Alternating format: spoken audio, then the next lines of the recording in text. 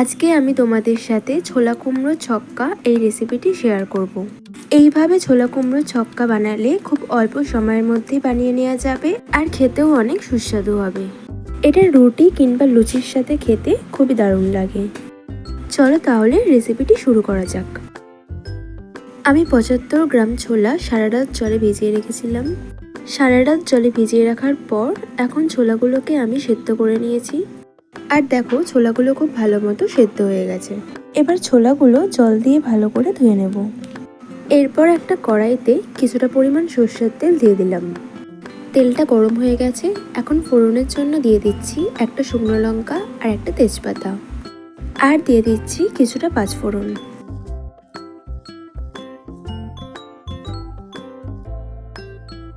এবার আমি দিয়ে দিচ্ছি 300 গ্রাম কুমড়ো, আর কুমড়োগুলোকে আমি ছোট ছোট টুকরো করে কেটে নিয়েছি।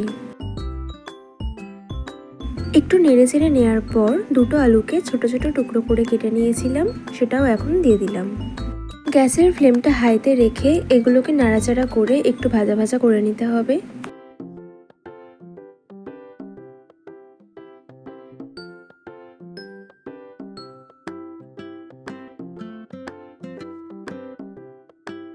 আমি এখানে 3টে কাঁচা লঙ্কা গ্রেটারের সাহায্যে গ্রেট করে নিয়েছি, আর 1 চামচ আদা গ্রেট করে নিয়েছি।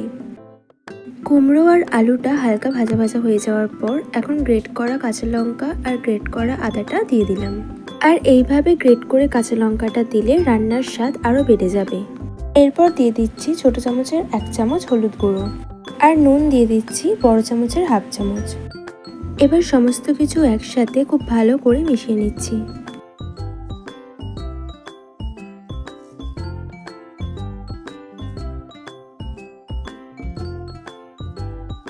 এবার বেশ খানিকটা জল দিয়ে দেব। জলটা দেওয়ার পর সমস্ত কিছু আবারও খুব ভালো করে মিশিয়ে নিচ্ছি। এবার গ্যাসের ফ্লেমটা মিডিয়ামে রেখে ঢাকা দিয়ে রাখবো।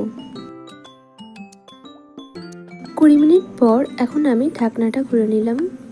জলটা অনেকটাই টেনে নিয়েছে। আলু আর কুমড়োটা খুব ভালো মতো গলে গেছে। এবার স্প্যাচুলাটা দিয়ে এইভাবে কুমড়োগুলোকে একটু গেঁথে গেঁথে দিচ্ছি। এটা করলে কুমড়োর ছক্কাটা একটু গামাখা গামাখা হবে আর খেতেও অনেক ভালো লাগবে।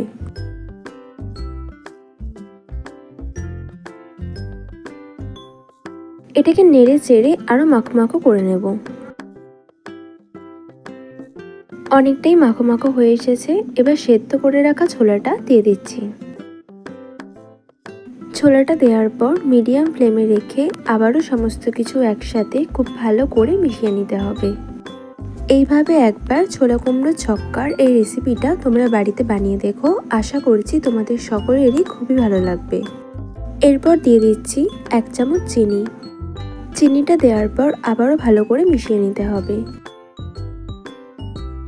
ছোলা কুমড়ো ছক্কা তৈরি হয়ে গেছে। এখন এটাকে নামিয়ে নেব। ছোলা কুমড়ো ছক্কার এই রেসিপিটি তোমাদের ভালো লাগলে ভিডিওতে একটা লাইক, কমেন্ট আর ভিডিওটি শেয়ার করে দিও। আর ভিডিওটি যদি তোমরা ফেসবুক থেকে দেখে থাকো তাহলে আমার ফেসবুক পেজটি ফলো করে নিও। ইউটিউব থেকে ভিডিওটি দেখলে আমার চ্যানেলটি সাবস্ক্রাইব করে আমার পাশে থাকার অনুরোধ রইল।